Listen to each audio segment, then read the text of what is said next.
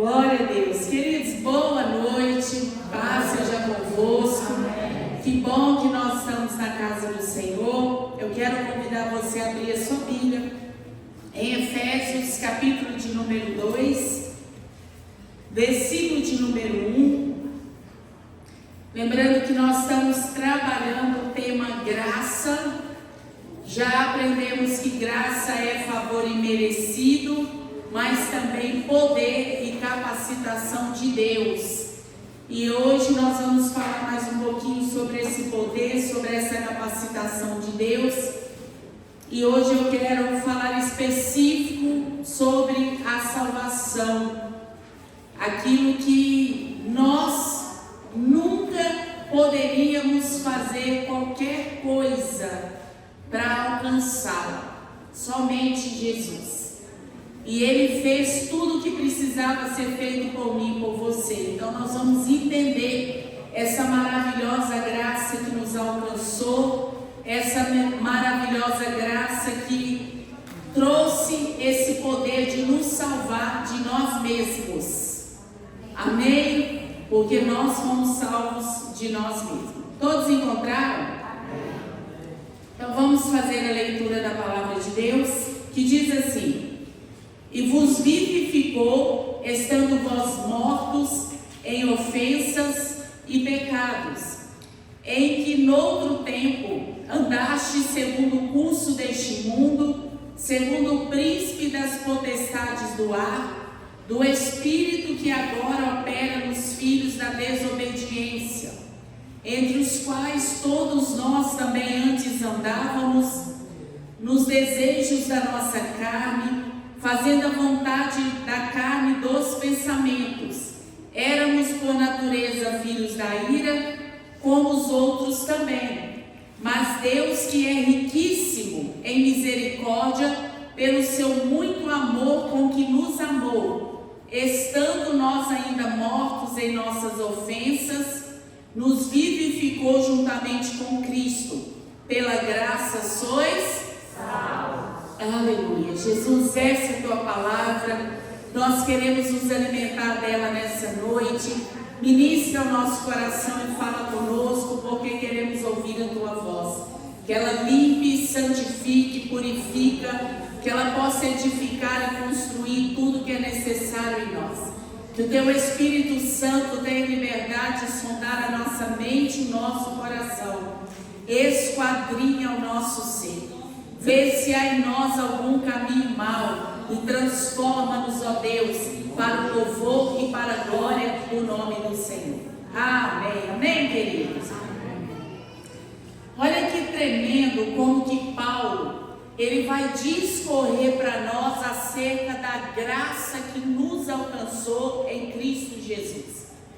Paulo, ele vai falar para a igreja de Éfeso, nós já falamos um pouco sobre essa igreja, o quanto que essa igreja prestava culto a outros deuses e as dificuldades que Paulo teve de anunciar o evangelho ali. Mas a graça de Deus estava sobre a vida dele e Deus o usou poderosamente nessa cidade. E exatamente para essa cidade, uma cidade totalmente idólatra, Paulo vai falar sobre a salvação por meio da graça. E é muito interessante quando a gente entende o que é isso, porque faz mais sentido para nós compreendermos porque que Paulo vai falar para este povo, para essa cidade em específico, a respeito da graça. Porque se todos buscavam a outros deuses ou a um Deus desconhecido, como ali havia um altar para um Deus desconhecido, esse povo entendia que eles não precisavam de mais nada. Era como se eles estivessem resolvidos em tudo na vida. Eu acho que dá para a gente fazer um paralelo que praticamente nós estamos no Brasil, mas nós estamos vivendo esse tempo, onde as pessoas elas se encontram autossuficientes, como se não precisassem de buscar a Deus. E nós precisamos buscar a Deus todos os dias, porque Jesus nos ensinou na oração do Pai Nosso, nosso pão diário. Então, todos os dias precisamos nos alimentar do Senhor. Então, para essa igreja, para este povo autossuficiente, Paulo vai mostrar para eles que nada do que eles faziam era suficiente para a salvação. Apenas a graça, a vida de Cristo derramada na cruz do Calvário, seria suficiente para perdoar o pecador e para salvar o pecador dos seus delitos e dos seus pecados. Amém? Diga assim comigo: a sua graça fez o teu amor se manifestar a minha vida, e nessa graça eu encontrei perdão e remissão para os meus pecados. Amém? Como que Paulo vai discorrer isso para os Efésios? Ele começa dizendo que Deus, que Cristo, Ele trouxe vida. Ele vivificou quem estava morto. Então Paulo já começa dizendo uma grande verdade para os Efésios. Vocês estão mortos nos vossos delitos, nos vossos pecados. E ele começa dizendo: nas vossas ofensas. O povo era preso aqui à negatividade, a emoções negativas. Pessoas que se sentiam ofendidas com facilidade. E Paulo detectou que era essa uma das maiores cadeias de aprisionamento dos Efésios. Então ele tem ali um diagnóstico, que a situação que o povo carregava dentro do coração levava eles a serem tão autossuficientes ao ponto de não entenderem a necessidade de buscar a Deus. Eu te faço uma pergunta para a sua reflexão nessa noite. Quando nós nos sentimos ofendidos por uma pessoa, nós nos aproximamos dela ou nós distanciamos dela? E todas as vezes que nós nos acostumamos a ficar sozinhos, qual que é o entendimento que nós temos disso? Precisamos de alguém ou está muito bom sozinho? Então você entende o que acontecia em Efésios. Vocês estão presos nas vossas ofensas. E por se sentirem ofendidos, a autossuficiência tem ganhado lugar no vosso coração. Lúcifer caiu por causa do quê? Orgulho. Ele era cheio de si. Na mentalidade dele, ele poderia estar acima do trono de Deus, porque ele era suficiente. Mas se você for ler a palavra, você vai ver que até hoje, como diz Apocalipse, os anjos estão diante do Senhor dizendo o quê? É o Senhor dos exércitos. Então é glória para lá e é vida que vem para cá para eles.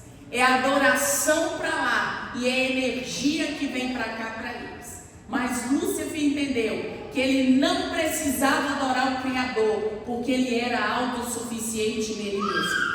Amém? Então Paulo identifica que no coração dos Efésios havia tamanho orgulho, e a ofensa era o caminho usado para aprisioná-los nas trevas, porque à medida que eles se distanciavam das pessoas, eles se tornavam autossuficientes. E quando nós começamos a dizer para nós mesmos que nós não precisamos das pessoas, porque as pessoas falharam conosco, o segundo passo é achar que nós também não precisamos de Deus.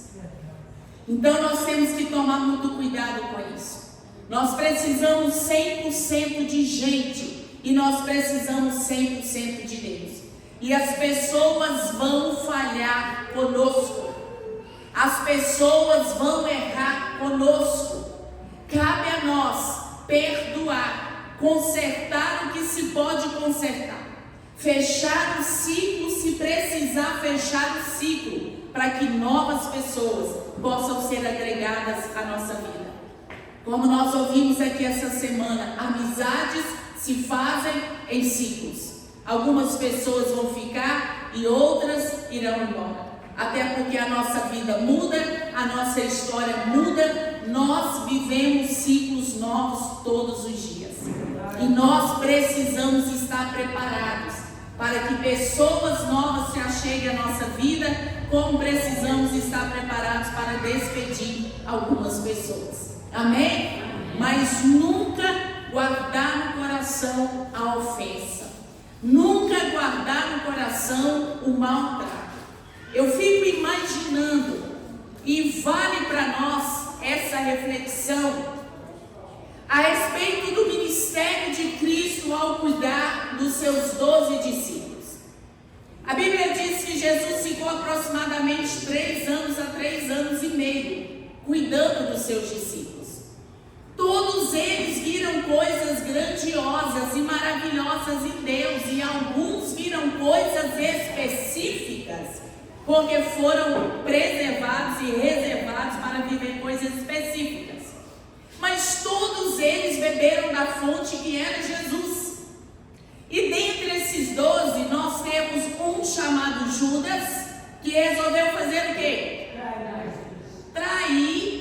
Ele vendeu Jesus por 30 moedas. Judas andou com Jesus. Ele participou ativamente de tudo aquilo que Jesus fez ali, naqueles 3 anos e meio na terra. E eu te pergunto, você acha que Jesus não sabia o que se passava no coração de Judas? Sim. Ao ponto de, por 2 vezes, Jesus dá a ele a oportunidade de conserto. Na primeira oportunidade, Jesus diz para Judas: por que você deixou Satanás encher o teu coração? Judas teve alguma reação? Não. Ele falou alguma coisa? Ele pediu ajuda? Ele pediu socorro? Não. Mas Jesus continua ali ao lado dele, do mesmo lugar, amando, cuidando, como sempre fez. Depois Jesus dá uma segunda oportunidade: Judas, o que você tem que fazer, vai e faz depressa. E Judas se levantou da mesa, uma mesa de comunhão, porque eles estavam celebrando a Santa Ceia. Em uma mesa de comunhão, Judas se levanta e sai para entregar Jesus.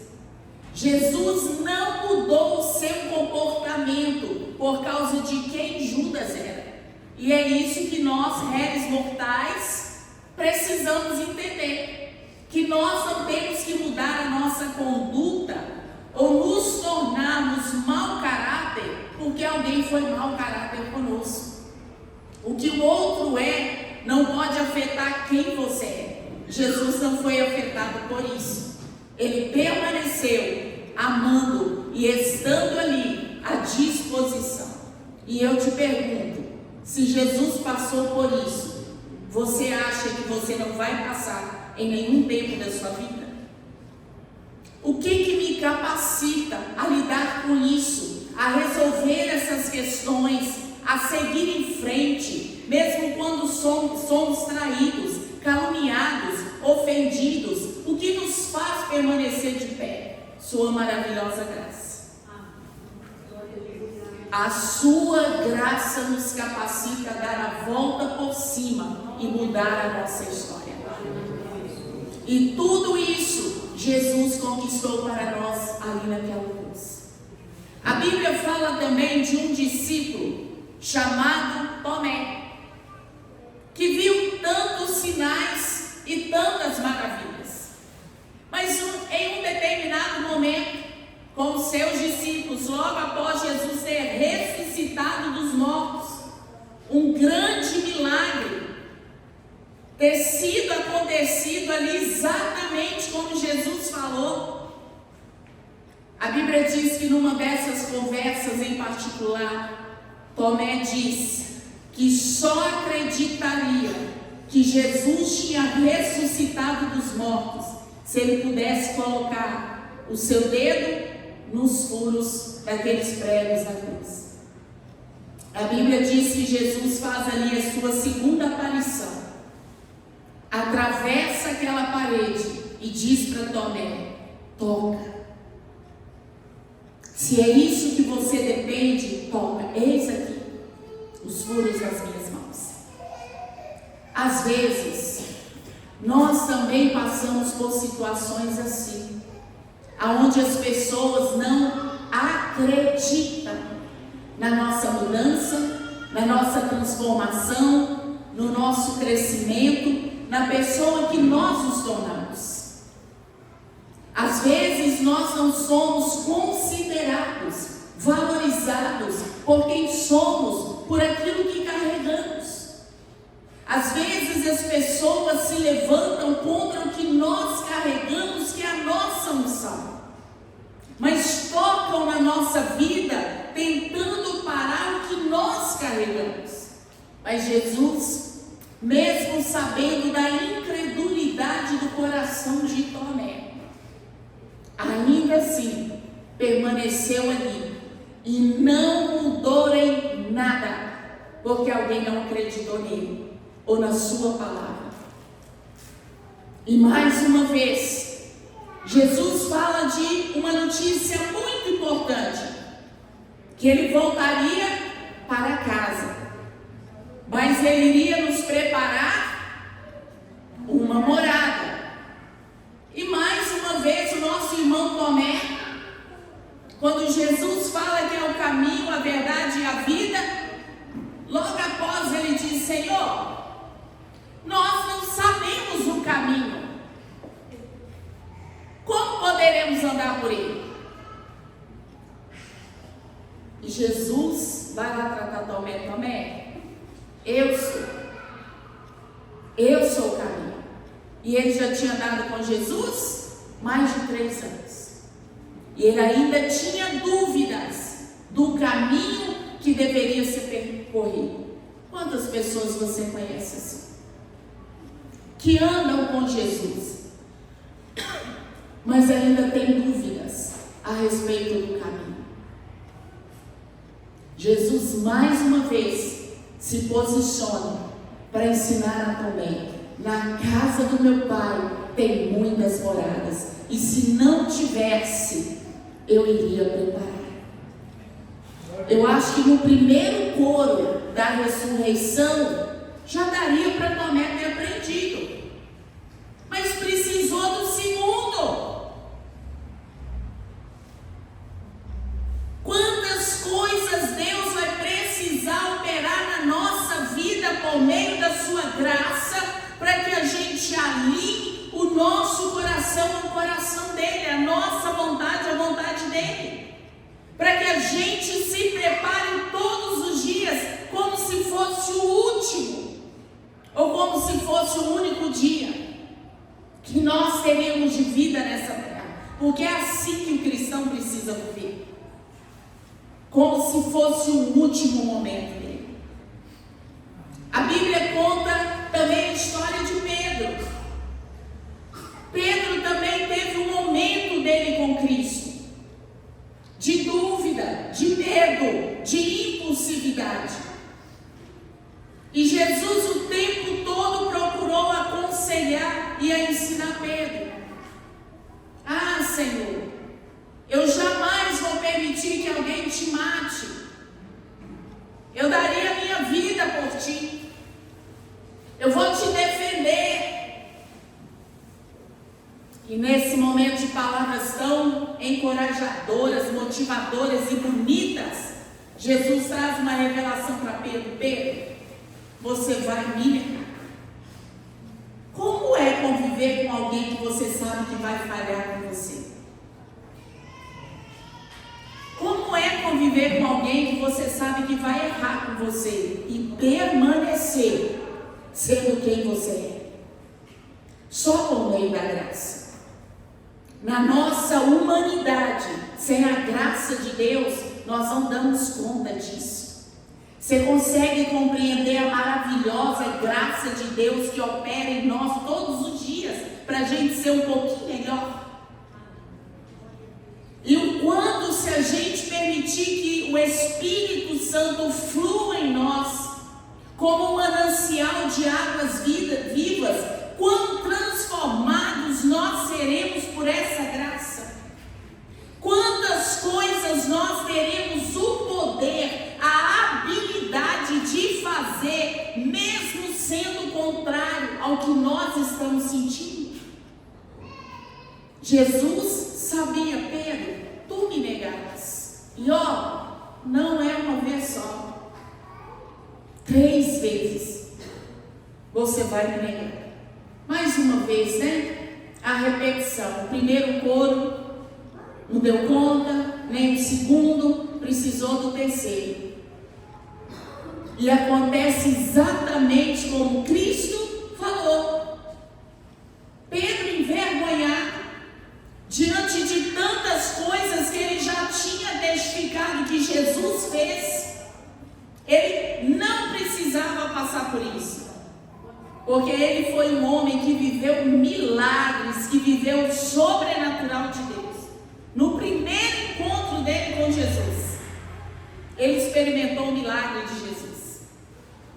Mas Deus, ele cura Pedro para dizer para ele: eu tenho um propósito para a tua vida, e independente das suas falhas e dos seus erros, eu te escolhi. Mas a pergunta agora é: você está pronto para apacentar as minhas ovelhas? Agora que você já sabe que sozinho tu és isso aí, uma pequena pedra, mas a minha graça, o meu poder, o que eu conquistei na cruz, te transforma numa rocha, pela qual eu quero usar nessa terra. Então Deus, através de Cristo, faz todo um trabalho no coração de Pedro, para que Pedro entendesse o propósito dele.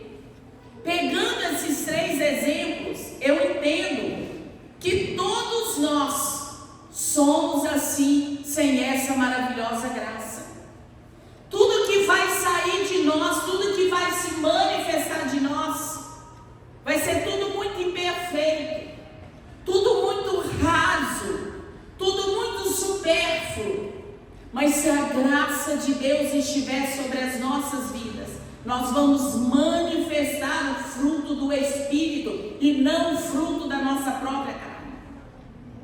Se nós estivermos cheios dessa presença maravilhosa, nós vamos conseguir lidar com todas as adversidades da nossa vida, porque a graça do Senhor, ela nos capacitará para isso. Amém? Amém. Olha que interessante que Paulo vai falar no versículo de número 2. Ele diz para a igreja, para o povo: no outro tempo, vocês andaram segundo o curso deste mundo, segundo o príncipe das potestades do ar, do espírito que agora opera nos filhos da desobediência.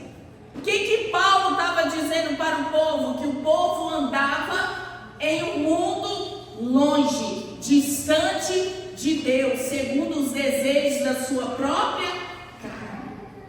Eu escolho me sentir ofendida e me afastar de fulano e de ciclano. Desejo da minha própria alma, desejo da minha própria carne. Paulo está dizendo: é dessa maneira que vocês andavam. Por que vocês andavam assim? Porque há um príncipe que opera nas regiões celestiais, que tem trabalhado para que o Espírito atue nos filhos da desobediência. Por isso que pai e mãe precisam orar para os filhos, para que o espírito da desobediência não atue na vida deles. Amém? Amém? Então nós andávamos assim. Paulo está dizendo: vocês estavam nesse cenário. que Cristo achou vocês. 3. Entre os quais todos nós também antes andávamos nos desejos da nossa carne, fazendo a vontade da carne e dos pensamentos, e éramos por natureza filhos da ira, como os outros também. O que Paulo estava dizendo dele como mensageiro? Eu era igualzinho a vocês. Vamos lembrar que Paulo era um perseguidor da igreja de Cristo. Nós andávamos dessa forma, nós nos comportávamos segundo os desejos da nossa carne. Agíamos como filhos e por natureza filhos da ira. Esse coração, esse terreno é o terreno que a maravilhosa graça alcançou. Paulo está usando o seu próprio testemunho para dizer: eu era como vocês, também desobediente, também filho da ira, eu também agia segundo os desejos da minha própria carne, mas Jesus me alcançou quando eu era, quando eu estava, quando eu fazia isso, isso, isso. Versículo de número 4. Mas Deus, que é riquíssimo em misericórdia pelo seu muito amor que nos amou, estando nós ainda mortos em nossas ofensas, eu ainda estava naquele cenário, nos vivificou juntamente com Cristo, pela graça sois. Aonde Jesus foi amar você? Aonde Jesus foi te buscar? Aonde essa maravilhosa graça te alcançou? Aonde Ele entrou por amor à tua vida? O que Ele achou no meu e no seu coração quando Ele nos amou? Você entende o quanto que isso é poderoso? Porque nós não éramos dignos. Nós não merecíamos esse privilégio, mas Ele nos amou lá, quando nós estávamos perdidos. Jesus não ama a gente agora, porque a gente está dentro da igreja, servindo Ele. Ele nos amou aqui atrás, quando Ele sondou o nosso coração, quando Ele conheceu todo o lixo que estava lá dentro, todo o desarranjo, tudo que precisava ser feito. Ali, querido, Ele nos alcançou com a sua maravilhosa graça. E estando mortos nos nossos delitos e pecados, Ele nos trouxe vida. Então nós temos motivos para adorá-lo, para servi-lo, para bendizer o seu santo nome, porque grandes coisas o Senhor fez e tem feito por nós todos os dias. O seu poder nos capacita a sermos transformados de qualquer coisa. Por isso que a Bíblia diz que não há nada impossível para Deus. Às vezes Satanás ele consegue colocar na nossa mente que não vai dar certo, que não é possível, mas a verdade é que a Bíblia diz que tudo é possível àquele que crê. E se nós temos motivos para crer, cada um de nós temos, porque eu tenho certeza que todos nós podemos compartilhar alguma coisa que Deus fez por nós. Todos nós temos um testemunho para contar do que é ou foi a graça de Deus ministrada e revelada ao nosso coração. Então nós não precisamos nos comportar como Judas, que mesmo sendo aconselhado, ignorou tudo para jogar sua vida fora, mesmo sabendo que Cristo perdoaria. Nós não precisamos passar pela segunda chamada de correção, como Tomé foi, para crer. Nós podemos usar o que já está nas nossas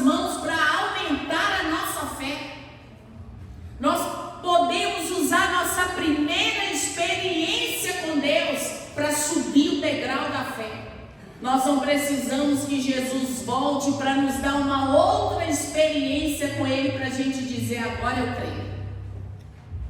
Agora eu creio. Ô Tomé, porque eu te disse, coloca aqui o teu dedo, agora você crê, coisas maiores você verá. Nós não precisamos negar a Cristo no nosso dia a dia, para Ele ter que nos pegar na curva, para a gente se posicionar e ser um ganhador de alma, viver o nosso propósito. Nós podemos começar do ponto de partida daquilo que nós já temos. Um dia alguém orou por nós, então ore por alguém. Um dia alguém foi um conselheiro, foi um mestre, foi voz de Deus ao nosso coração. Tenha o que compartilhar. Carregue algo dentro de você para oferecer para o necessitado. São pequenas coisas, mas é tudo que nós já temos. É tudo que nós já carregamos dentro de nós. E nós podemos oferecer isso para o crescimento do reino do Senhor. Outra coisa que nós podemos fazer: Cristo nos amou, estando nós perdidos nos nossos delitos e pecados. Olha aqui para mim. Você também pode escolher amar o pecador, mesmo que ele esteja no pecado. Você pode escolher amar alguém, mesmo que ele esteja fazendo tudo errado. É com esse amor que você foi amado. Não é porque nós não estamos lá mais que nós não sabemos o que é estar lá. Nós já saímos de lá. Sabemos as dificuldades que é tomar uma decisão.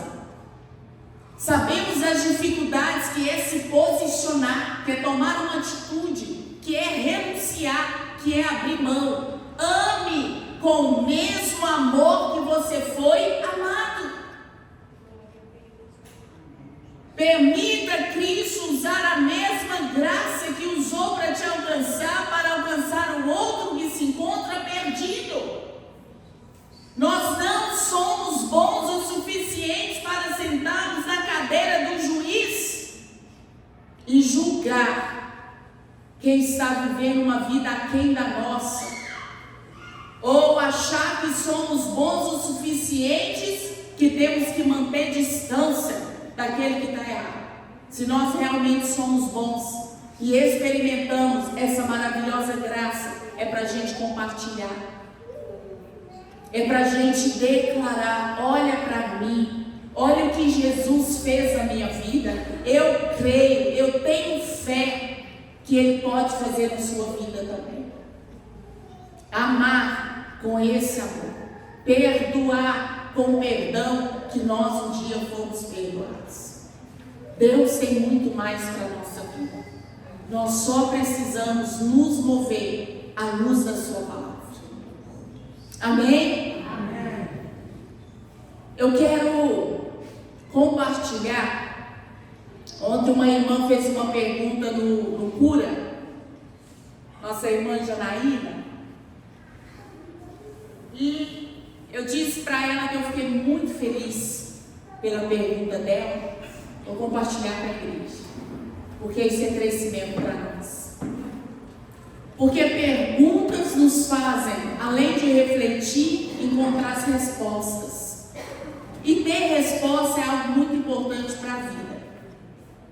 A Janaína, ela veio de um ministério, né, Janaína? Juntamente com a sua mãe, o qual elas aprenderam que para se cultuar a Deus, para estar na igreja, para prestar um culto, a pessoa tinha que estar com muita vontade, né? Tinha que sentir no coração: não, hoje eu estou sentindo de ir para a igreja, eu estou com meu coração aberto para cultuar a Deus. E ontem a matéria, né, acabou fluindo para algo que fez ela refletir E agora ela já tem um tempo que está aqui conosco e ela percebe que a gente traz um ensinamento contrário ao que elas aprenderam a vida inteira. E ontem nós refletimos um pouco sobre isso e eu considerei de extrema importância que nós pudéssemos entender isso.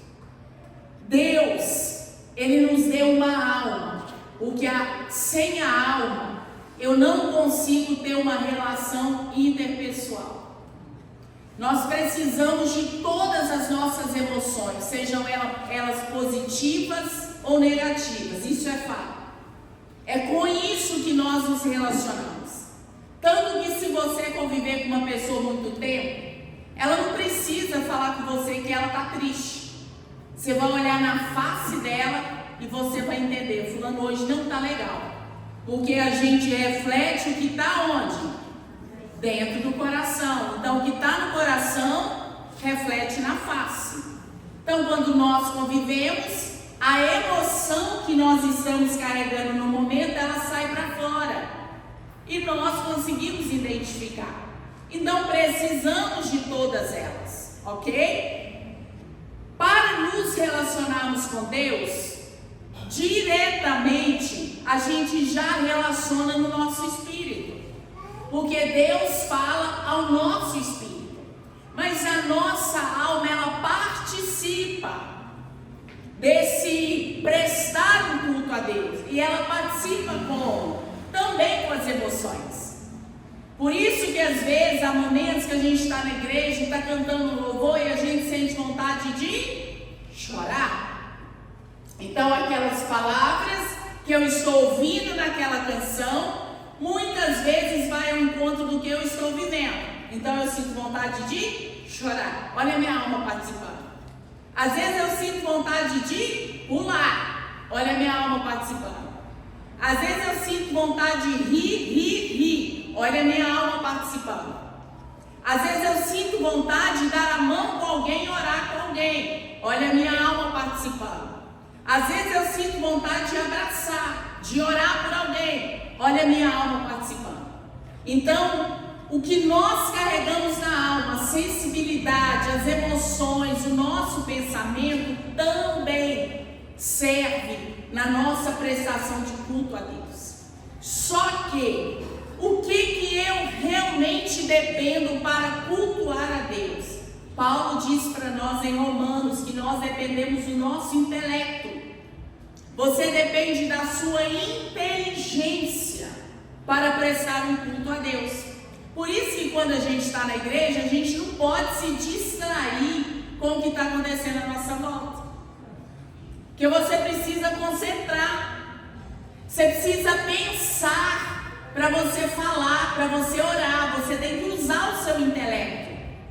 Você precisa da sua compreensão. Então nós servimos a Deus com o nosso intelecto. Então quando eu venho à igreja sem vontade de vir à igreja, eu vou servir a Deus com o quê?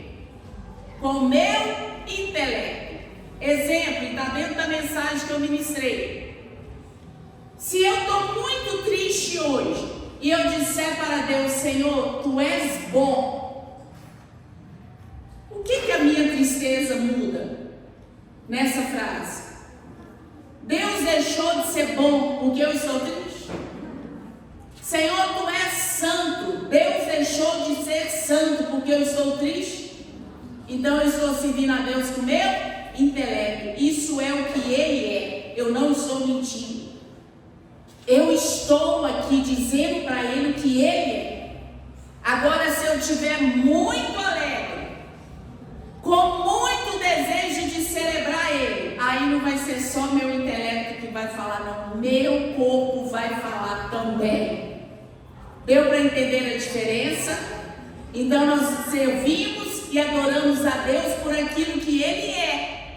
Tu és digno de todo louvor, Tu és digno de toda adoração, Tu és digno de toda glória. Tem a ver com Ele e não com o que eu sinto.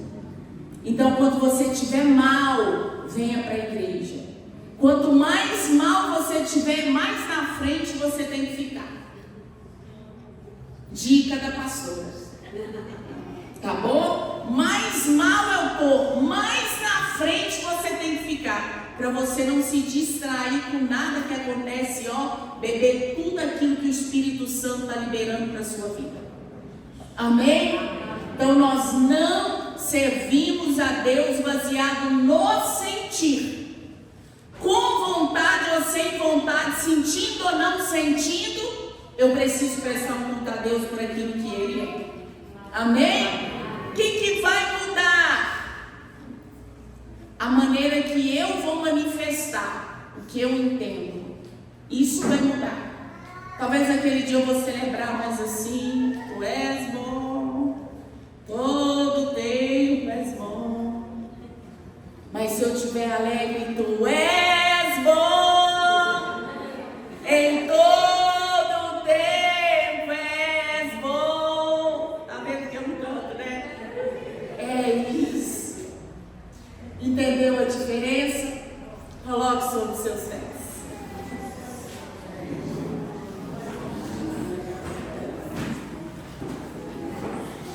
Estenda as mãos sobre a sua casa.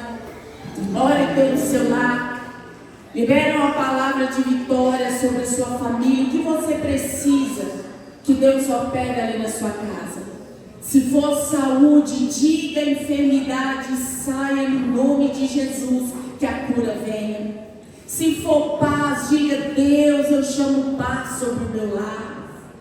O que você precisa, peça a Ele nessa noite, porque Ele está no nosso meio, como diz a sua palavra.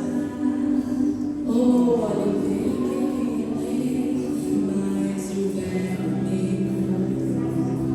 Senhor Jesus, nós invocamos o Teu nome neste lugar. Estamos diante da Tua presença, na certeza de que o Senhor ouve o nosso clamor e que as mãos do Senhor estão estendidas para nos abençoar.